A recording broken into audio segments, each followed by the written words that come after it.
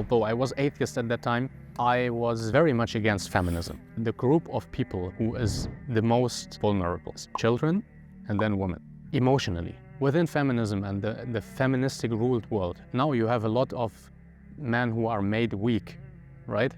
That's true. But the group of people who is the most unhappy is women. It's like that. It's just the case. And there are studies about this.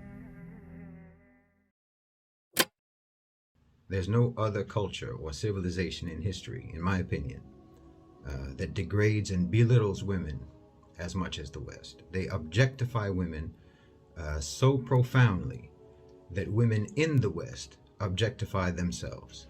And they don't want dignified women in the public sphere. They don't want virtuous women in the public sphere. They don't want modesty. Well, that's what the Western society does to women. Forget about slut shaming. They practice modesty shaming, virtue shaming, dignity shaming. Muslim women embody the antidote for the poisonous narrative that the West has always maintained about women. And they're afraid that women will catch on.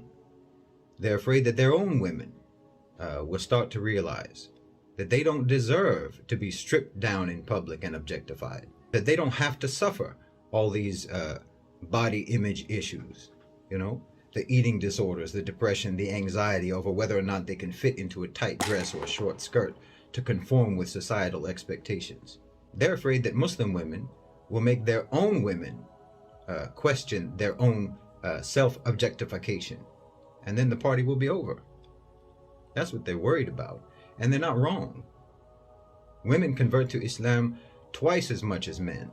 That's that many more women who want to be dignified and don't want to be decorations. I really had a disgust feeling towards that whole topic, how family is like dissolving in the West. Yeah. The collective way of society. Yeah, the collective way of society, yeah. My dream always, my ideal life always was to marry and to stay married without divorce, like I saw from my parents. It's the most beautiful way, subhanAllah, to have such a deep connection with your spouse, the full complete trust, knowing someone inside out like no one else.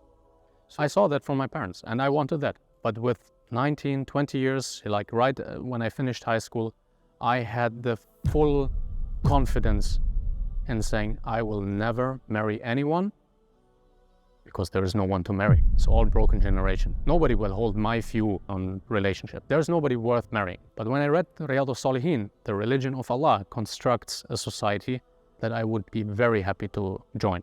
I was willing to be Muslim, a fake Muslim, just to live inside that system. I saw that system as the most healthiest system. Traditional. I didn't find anything better than this, so I will live with this, right? Even if I'm not believing in God. And it gave you the answers in terms of gender equality and things like that. Honestly, I reached the point where I said, okay, I will be Muslim to marry a Muslimah. Without believing in God. That was before I actually found God again. But I will just be Muslim to be able to marry a Muslimah, because this is the type of woman that I want. Men and women are not equal. Men and men are not equal. Women and women are not equal. Individuals are not equal. How can collections of individuals be equal with collections of other individuals? That's illogical. It doesn't make any sense.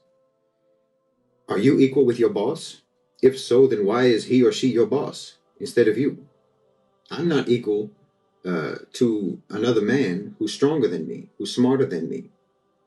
I'm not equal to him in strength, and I'm not equal to him in intelligence. I'm not equal to a man who's richer than me in wealth. I'm not equal to a man who has a higher status in society than me.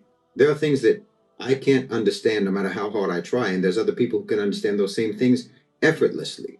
There may be things that I cannot understand, and a woman is able to understand it instantly. Or maybe there's something that I can do that a woman cannot do. So how are you going to extrapolate from those examples or those scenarios? That means that this gender is superior to that gender or vice versa. Now, you created a concept that is inconsistent, does not align with human reality or human complexity. And you invented that concept because your culture has historically been abominable towards women. And there was more than just the point of how family works. and the role of the wife, the role of the husband. There was more. Also how kids are viewed.